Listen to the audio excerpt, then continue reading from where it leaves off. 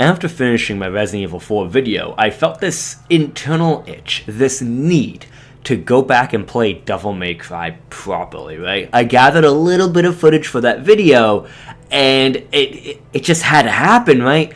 This need to return to this lovely title that was to me a cornerstone of my early years of gaming. Now, like I quickly alluded to in that video, Devil May Cry did begin development as the original version, or an earlier version, of Resident Evil 4.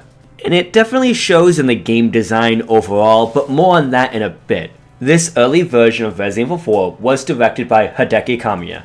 You know, the guy who's known for blocking everybody on Twitter, also being the mind behind a lot of Platinum game titles, like the Bayonetta series, Wonderful 101, Astral Chain. Also, before working for Platinum, he did have a subgroup in Capcom called Studio Clover, which was the studio that developed things like Okami and Beautiful Joe. The man is a masterclass of making these high-action games, and then, I mean, look at this picture. You can really tell this man is into the stuff that he loves to create. But yeah, so they were making Resident Evil 4, and the build that they had was showing to be way more geared towards action than what they wanted Resident Evil to be, which is ironic considering the timeline that game series ended up going in, but that's a side tangent. Instead of starting from scratch, they decided, hey, we have something good here. Let's take these pieces and put it off to the side and we'll make a completely different title with it. So Hideki Kamiya left the Resident Evil project and became the head of this new game made by Team Little Devils, which turned out to be some of the more major gameplay elements were surprisingly inspired by Onimusha Warlords. This bug allowed you to keep enemies in the air by slashing them repeatedly. This, unfortunately, was not intended, but it did inspire a lot of what made Devil May Cry tick, because a lot of that combat involves you being able to knock enemies in the air, shooting them with your guns, keeping them in the air while you kind of strike at them, or even then jumping up, swinging them up, and then swinging them back down. From the ground up, this game was designed with Dante having more acrobatic capabilities. The world itself definitely follows more of a Resident Evil style game design. It's very interconnected and it allows you to explore from one side of it to the other, but instead of kind of designing around that as the main design of the game, they instead go for a mission structure. So each mission will have an objective of where you're supposed to go from one point of the castle to the other point. Though if you want to sidetrack, you always can. It just doesn't really lead you to much, except possibly these secret missions. Even though this game does go for a more linear design philosophy, they do want you to explore it at least just a little bit. Basically, you have your health, right? But as you explore these levels, you can collect these blue orb fragments. You collect 4, your health increases. And there's multiple ways to collect these fragments. Either A, they're spread out throughout the level, or B, if you interact with certain things throughout the level, or you backtrack to certain rooms that you don't think you should really have to, you then enter a secret mission. There's 12 of these in total, and each secret mission has a blue orb fragment, or an entire blue orb if you're lucky. One thing that helps keep these orbs hidden is actually the fixed camera angle. Now, on one end, there is a blessing to it. It does create a more, curated level philosophy. And what I mean by that is you're only able to see what the developer intends you to see. Everything is a lot more orchestrated versus a more free-ranged camera in which the developer might not intend you to see certain things and you're able to see it due to some kind of bug or glitch or what have you. It does create that more intentional design, though there's the other negative side of that. It does end up impacting player expression within this game box that they created. For something like a horror game, it makes a lot more sense to kind of drop that expression because your fear is developed by your lack of freedom, your lack of choice. You have to survive and you have to make your way through. You do make your choices within that bubble for sure, but that lack of freedom helps create that horror environment. Something like Devil May Cry, in which it's all about that action segment that they're trying to push on you. Your combat, your movements, right? This kind of design mitigates that expression that you really want to empower your players to have with this type of title. Now, future games definitely don't have this issue. Most would argue, and I would agree, Devil May Cry 3 is where the series really gets its strike going, and from then onwards, it's kinda open season, and they know what they're doing, there's a definitive science behind it, and it works. But this is a first of a kind, right? They're really trying something new here, and they're using the baseline of a horror genre to kind of build here. So there's gonna be those growing pains, you know? Speaking of that horror bones there, I don't know how intentional it really was. I mean, I was definitely playing this game far younger than it was intended for at the time, but I remember this game being actually pretty spooky. Like, obviously, you have your abilities to kind of kick ass wherever you want, but the audio design in particular, they always have these creepy noises in the background. The environment feels claustrophobic and kind of scary too. Like, for the action juggernaut this series ends up being, and for the kind of characters they create, Dante is an over-the-top, smart-ass character. But in this game in particular, they play him very seriously with only a couple of wisecracks here or there. And the environment is definitely more spooky than Devil May Cry 2 onwards. So to really dumb it down, it's a world that's built very similar to an early Resident Evil game, in which you have an interconnected world in which you have to interact with different objects, and then you get the character to internally narrate, oh, I feel a presence here, or what have you. It gives you a hint to grab an object and kind of do a pseudo puzzle. This game doesn't really have many puzzles like Resident Evil, but you do interact with objects to progress in the game like Resident Evil, just without having to fight your inventory along the way, which, whew, thank God this game doesn't give you an inventory to fight with. And again, instead of using this interconnected world as a one map that you fully explore, it is broken up into missions in which they tell you where you need to go to progress to the next segment. Along the way, each mission has tons of enemies, bosses, and you name it to show off Dante's skill. While exploring, the game keeps a creepy vibe, but you are Dante, and you have no fucks to care. You're like the strongest thing on the planet. Why do you need to be scared, man? Alongside the blue orbs, there are other things you can find throughout the levels. Let it be red orbs, which are basically just your currency you use to upgrade your abilities, or other items I didn't really use in my playthrough because, hell, having them is great, but they actually impact your score at the end of the level and give you deductions. Yes, you are graded for every encounter, and by the end of the level you do get a grade as well. Using items negatively impacts your score. That being said, there are yellow orbs that you're kind of forced to use when you die. It automatically gives you a retry. The only way to not use a yellow orb in this game is to reset the level after you die, which is kind of sucky to have to do. I kind of wish it just gave you a yes or no option. Again, future games do fix this problem, but for now it's here. From here, I'm going to get more spoilery and actually talk about individual levels, characters, bosses, and story, right? I know this is a game that came out in 2001, but there is a new Netflix anime that's just coming out, and I don't want to ruin someone's first impression of the series if they want to try out going in blind, but they were just curious and they clicked on this video. If you are that kind of person, hi, hello, you're going to love this series. But if you want to hear my take on the more detailed facets of this game, stick on by because this party is gonna get crazy. This party's getting crazy. Let's rock. 2 millenniums ago, there was a war between the human world and the other, the underworld. But somebody from the underworld woke up to justice and stood up against this legion alone. His name was Sparda. Later, he quietly reigned the human world and continued to preserve harmony until his death. He became a legend, the legendary Dark Knight, Sparda. Thanks, narrator. Also, yes, that audio balancing is an issue all throughout this game. That is not me. That is this game in action. Nothing I can do. Anyway, after the backstory is established, you now see Dante in his place of business. Devil May Cry is an organization that he runs. People call up, they give him missions, and he goes off and kills demons for them. That's kind of his MO, that's what he does.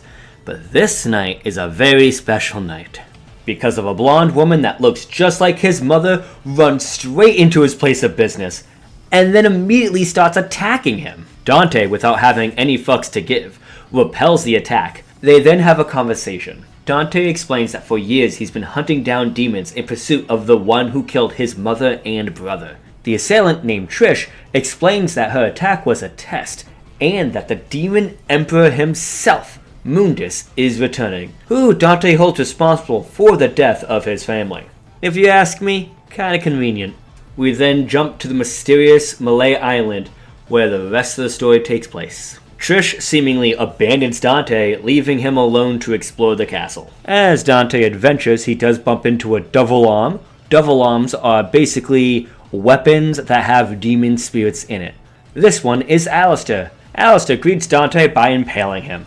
Thus begins the tradition that's in every Devil May Cry game of Dante getting impaled with his own sword. What makes this one in particularly hard to watch is that Dante goes through the sword that impaled him, which means he goes through the damn hilt, and that hilt is extremely wide. I think he should have, just popped it out of him, but no, he goes through because he's trying to prove something, I guess. It does look cool and prove a point to me, the viewer, that Dante is kind of a badass, so it succeeds in its mission. There's just some logistic issues with it. Dante does begin this game with the Force Edge. It's a sword that his father owned before him. Cool, awesome, whatever. But Alistair, because he has Alistair, which is a double arm, it allows Dante to do the double trigger. Quick explanation of the double trigger. You got these runes under your HP. As you collect red orbs, you can buy purple orbs that will increase these runes or add more runes, which then will allow you to be in the double trigger state for longer. While in the double trigger state, you do more damage, your attacks come out faster, and you do more attacks with a regular combo, and your HP slowly fills up, allowing it to be some kind of heal in the middle of the game. Very useful if you're trying not to use healing items. Though unfortunately, this feature does not exist on Dante Must Die mode, which is the hardest difficulty of the game. You just have to get good and try not to get hit on that difficulty. Soon after this, Dante will bump into the first boss fight, a spider-scorpion hybrid called Phantom. It's like a lava demon thing, right? And this will probably be the first roadblock for the first time play of Devil May Cry. He is surprisingly difficult when you're just starting this game and trying to learn the mechanics. After the fight, Phantom does run away. You don't kill him at this time. After this fight though, a couple of times throughout specific levels, Phantom will show up chasing you. It's kind of cool that you have a returning enemy in not a boss fight scenario, but you can actually fight him back and gain a shitload of red orbs if you want to take on that challenge, or you can just escape the room and he's gone. The next encounter Dante has is with a armored individual called Nello Angelo. As Dante says, "This stinking hole was the last place I thought I'd find anyone with some guts." Right, here's the beginning of the rival archetype that you see in the Devil May Cry and many hack and slash series.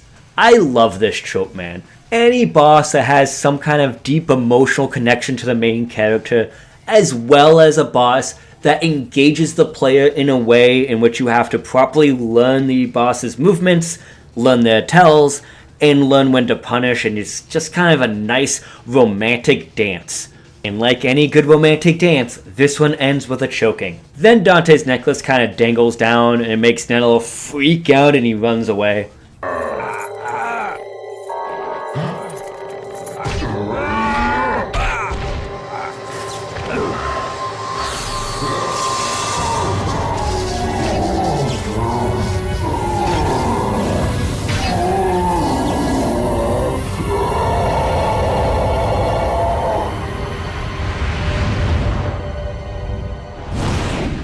I wonder what that was all about. Dante bumps into Phantom again, This, I guess, is the 4th time, because there's 2 chase scenes, the first fight, and this is the second fight. So yes, this is the 4th time we bumped into Phantom. This time Phantom promises to kill Dante, so naturally it ends with Phantom getting impaled. This is where the next great revelation happens, when Phantom, during the end of his life, realizes that this man, this Dante, is no mere human. No. He is the son of Sparta. You know, that guy who, woke to justice? Yeah, that one. I guess when he was done with all that justice stuff, he decided to settle down and have a family. Alright, so Phantom's dead. Dante continues his exploration of the island. He does leave the castle grounds, and he gets his next double arms. These are the Ifrits. This is another Devil May Cry standard from here on out, where Dante gets these, gauntlet weapons that allows him to punch and kick versus just using his sword. If you press and hold the attack button, you do a charge punch and kick versus just a punch and kick. Really cool weapons, good ways to do a lot of damage, but unfortunately, unlike Alistair, the Ifrits never get air hike, so that means you'll never be able to use a double jump with them, and man, in this game, double jump is so useful to have. It feels like a necessity, but it's just so damn expensive to get. It's like 4,000 red orbs, but I suggest it if you're gonna play this game, save up every orb you get until you get air hike. It is so useful to have that double jump. Trust me. Anyways, so after you get the Ifrits, you go back into the previous room and boom, you bump into Griffin, your next big set piece boss fight. He's a giant bird creature who shoots lightning at you. Pretty cool boss fight. It ends up with you jumping a lot to hit him, which is why, again, double jump is super useful to have here. Anyways, really cool fight, but fun little useful tidbit. On your repeat playthroughs of this game, you need the Ifrit to use its fire punch ability to open up this door, right?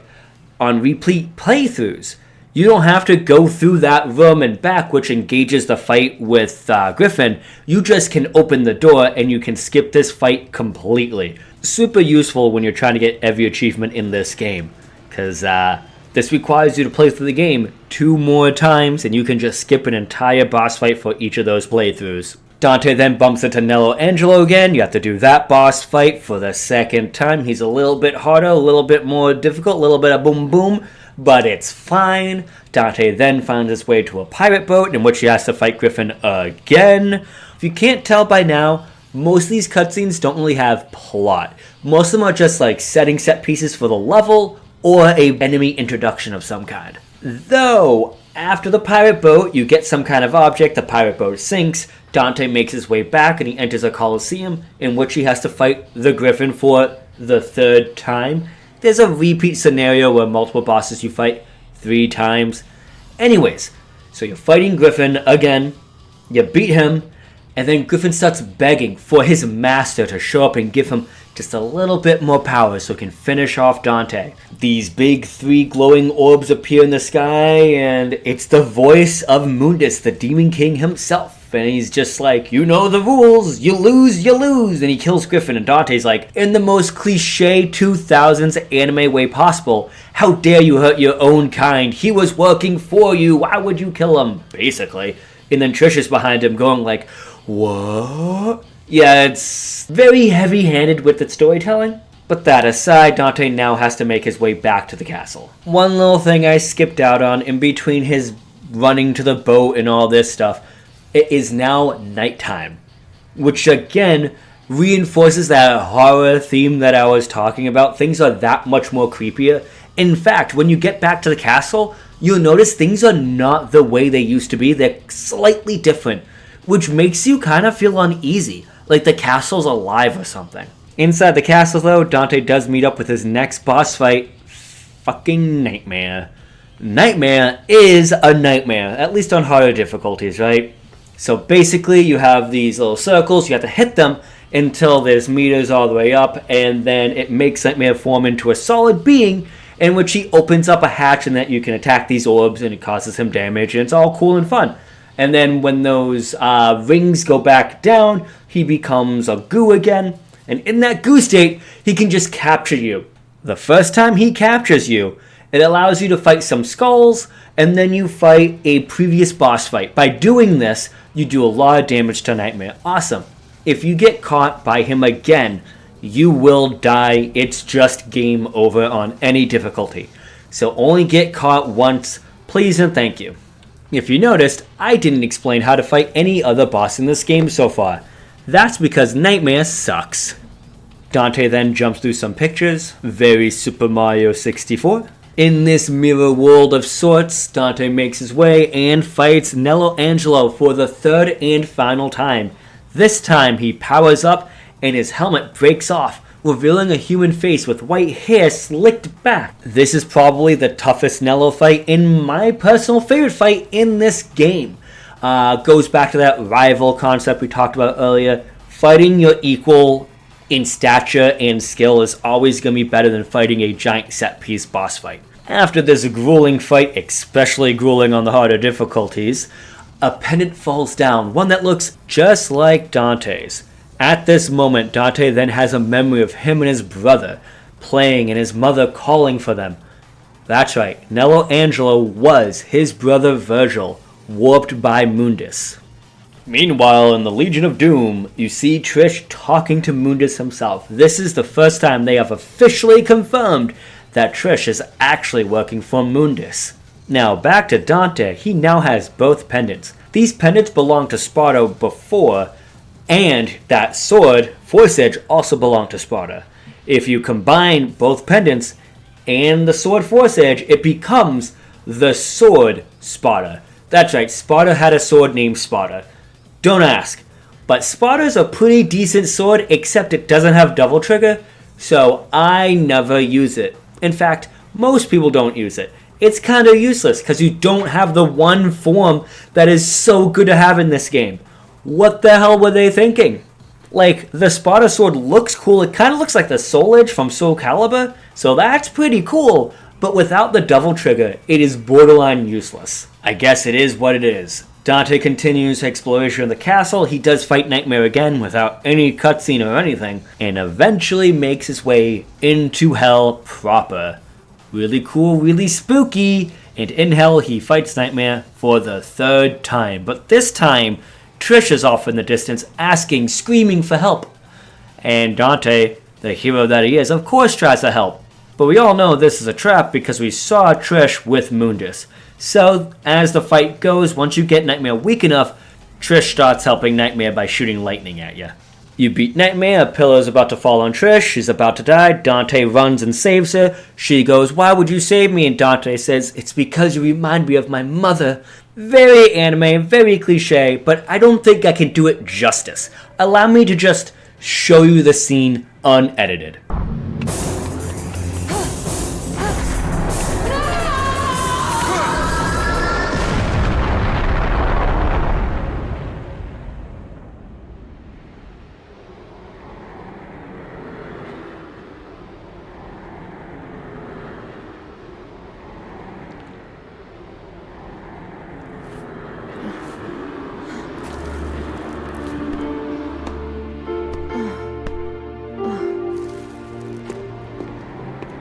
Dante! Dante, why did you save my life?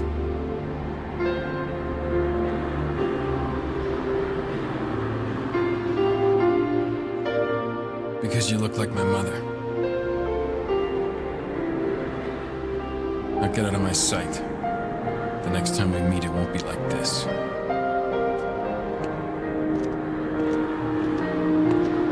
Dante! Don't come any closer, you devil!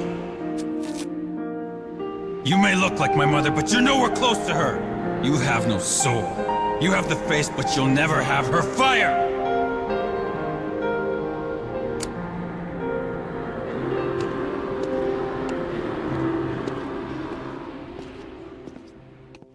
God, I love the voice acting in this game. This isn't even the best part. From here, Dante explores the rest of Hell and then reaches up to Mundus. Hell is such a different setting than the rest of this game. Sure, you have pirate boats, you have water, you have castles, you have stadiums, but Hell is like a living, organic being. The walls move, you have all sorts of what looks like tissue moving about, and there's actively a pumping heart inside of it. Very ooey gooey, like it itself is a living organism. But once you enter the door to Mundus, it becomes very different. It's like you're in a holy chapel. Very surreal, very uncomfortable compared to what you were seeing previously. Mundus, being the crazy villain he is, kills Trish right in front of Dante. Dante gets pissed, and he goes into like this super Devil Trigger form. Basically, he looks just like Sparta does in the intro. Now begins one of my least favorite tropes in all of gaming, the final boss fight with a game mechanic that was never taught to you previously and is only for this one fight. Woo! The game becomes a rail shooter of sorts.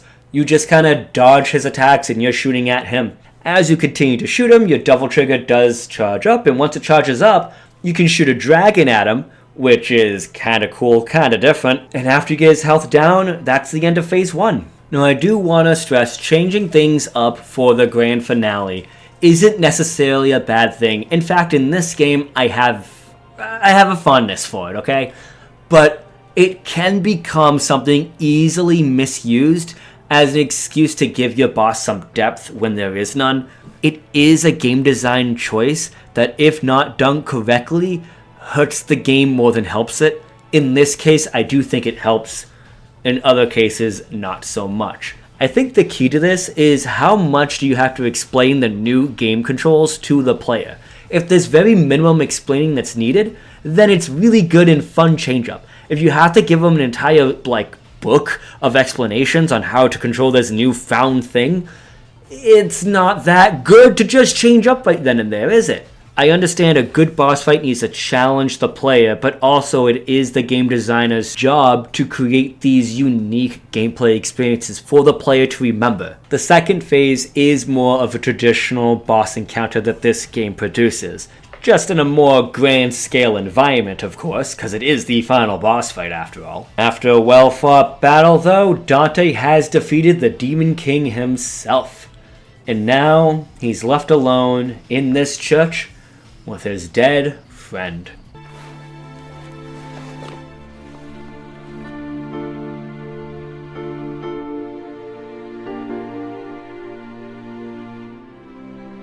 My mother risked her life for me. And now you, too.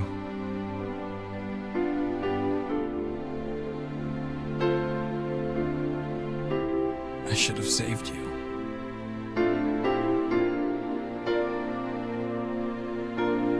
I should have been the one to fill your dark soul with light!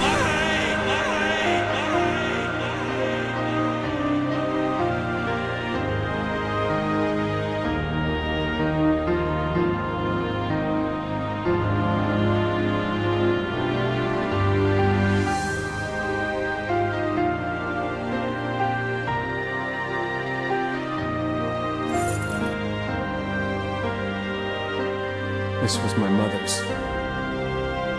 Now I'm giving it to you.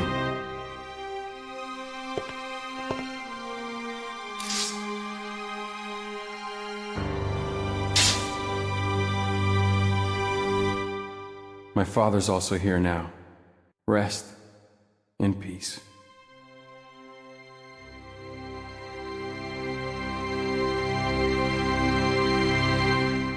That, my friends, is pure art. God, I love early Capcom voice acting. Alright, and now on the final mission, escape the island. We have a 5-minute timer, and we have to make our way from the pits of hell back to the beginning of the game. Go, go, go. Luckily, the world environment is not that large, so it is a really quick jaunt to the needed location. In fact, you can do it in closer to 2 minutes than 5, so that extra time is mostly for safety in case you suck at fighting the demons you have to get through. Unfortunately though, Dante's escape can't be completely easy. You see Dante falls through the ground and, well, Mundus isn't quite dead yet. We have one more fight with him. And this one's kind of on a timer. You see you're in a room and he's slowly moving towards you. If you do not kill him fast enough, you do get crushed and you do die. So, hit him fast, hit him hard, and get it going. Once his HP's down, you have another cutscene. Trish comes out of nowhere. That's right, she's not dead. And she's like, I can give you my power. Boom! Dante now has extra demon power. So he beats up Mundus again. The goal here is to get your double trigger up. This can be tricky if you're stupid and you don't read what it tells you to do, because you end up just attacking him until he kills you. But be smart, get your double trigger up, go into double trigger, shoot him, end of game. He is now dead. There's an airplane that we saw earlier in the game and it fell through the ground, and at this moment Dante and Trish ride that airplane out. This ending set piece is actually very similar to the one in Resident Evil 4. You get on a plane or a jet boat, and you can get killed during this process, but your goal is to run, and get out of here. And once you get out, it's the main character and a lady escaping an island while there's an explosion behind them. And they both say some cheesy one-liners of some sort. Oddly enough, both games have the exact same ending. But yeah, that's it. That is your first playthrough of Devil May Cry. I say first because 1, for this playthrough I did go ahead and get every trophy I could. And 2, because Capcom loves to design games with the idea of replayability. But each time you play it, you unlock more abilities, more things, right? So it's really cool. By the end of your second playthrough, the hard mode difficulty, you will have, if you do things in actually search and find, you will have your max HP, and if you get enough red orbs, you may have your double trigger full as well. After beating hard mode, you do unlock another playable character, and this is the Dark Knight Sparta skin. Basically, it's Dante, but with a purple pimp costume and a monocle. Also, his shadow has the shadow of the Double Trigger version of Sparta, and when you go into Double Trigger, you look different. You look like that Sparta form. Super cool, but you are resetting back to square one as normal difficulty. With all your items lost, you have to restart with a new character. The 2 weapons he carries with him is the Force Edge and the Yamato. Yamato is a very lore important weapon that you'll see from Devil May Cry 3 onwards, and it's typically used as a katana, but in this game it's used as a broadsword like every other two-handed weapon that Dante uses in this game. Also, after beating hard, you do unlock Dante Must Die mode. Again, this is the hardest difficulty in the game. Enemies do so much damage to you. I mean, a simple attack will do half of your HP. So please, in your first 2 playthroughs, make sure you max out all of your stats. But when you beat this difficulty, you unlock another new skin, which is Super Dante. Basically, Dante with unlimited double trigger. Pretty cool, right? So that means at least for the first 2 playthroughs of Super Dante, your health will always be healing, and you'll be able to do super damage and move super fast. On the Dante Must Die mode difficulty though, all that means is that you do damage faster and you can move faster, but your HP ain't healing, because in Dante Must Die mode, Double Trigger doesn't heal you. I really just want to make a small note here. Most of this game is a fine, really awesome playthrough, and to get every trophy, I really enjoyed all of it except 1 trophy. Sorry if I bounce between trophy and achievement. I'm playing this on Steam, so technically it's achievement, but I usually play PlayStation, so that's trophy. It doesn't really matter, both are the exact same thing. But the achievement that I hate getting the most is the I read you like a book achievement. This requires you to get every entry in your little fucking bestiary. The thing is, there's like 1 to 14 entries per enemy, depending, and you have to get hit by every single attack that enemy can do, or hit them in any single specific way that impacts them. It is so annoying and grindy to do. I usually like doing these kind of grindy things, but in this particular game, I hated it. Unfortunately, this is kind of where the fun ends for Devil May Cry. Unlike future titles, you can actually replay missions at your own leisure on any difficulty. In this game, in order to touch any mission, you have to reset from the beginning of the game on whatever difficulty you choose. And once you pick the difficulty, you're stuck for that playthrough. In future games, you'll be able to select any mission you want and do them at any difficulty, which makes doing things like max S ranks really fun to do, and it's a fun challenge to perfect your gameplay, right? This is the first Devil May Cry. There's a lot of learning edges here, so we're still getting our groove on. Again, it's not until Devil May Cry 3 when the series really starts hitting that ball. But the next game in this franchise I'll be tackling will be Devil May Cry 2. I don't know when I'll get to that, but I'm not that excited for it, I'll tell you that much. So yeah, Devil May Cry to me is one of my favorite franchises of all time. This is where it began, and I loved this game. When I was a kid, I had it on the PS2. I used to play it all hours of the night, constantly, beating it over and over and over. Back in the day when you only had that one game to play because you're a kid and you don't have endless money to buy your own game, and you had to wait till Christmas or your birthday to get the next new game. This game right here, with its like almost endless replayability, was perfect. You do a 100% playthrough with one, and then you do it again with the Sparta skin, and then you do it again with the Super Dante skin. It was really cool to do back in the day. I loved it. This game is awesome. Please, I recommend playing it. Again, though, like I mentioned earlier, it does show its age by being an earlier hack and slash game that was heavily inspired by Onimusha, and Resident Evil is clearly in its DNA, causing some rift between gameplay and execution, if that makes sense. But definitely worth your time. Definitely recommend. I suggest everybody give this game, give this series a shot. Thank you all for watching. Thank you all for hanging out, and I'll see you for the next video. See you later.